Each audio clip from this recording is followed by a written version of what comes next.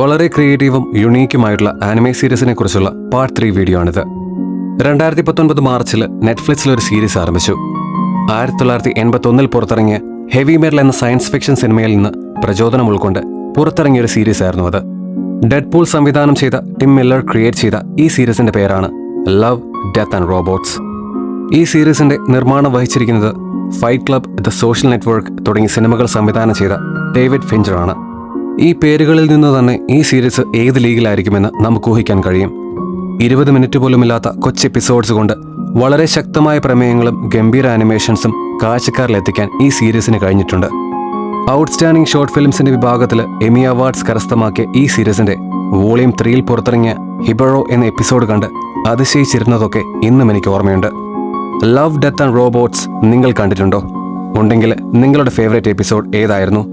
Let me know in comments.